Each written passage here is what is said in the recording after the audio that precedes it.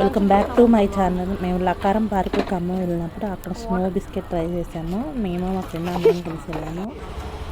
అది snow biscuit అలా పొగలు వస్తుంటే చాలా కూలింగ్ అనిపించింది, కొంచెం భయం కూడా వేసింది. ఏమైంది?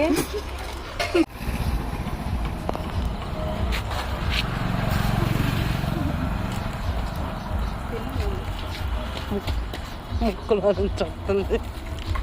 చల్లగా బాగా మంచిగా పట్టుకుంటుంది. ఆగనండి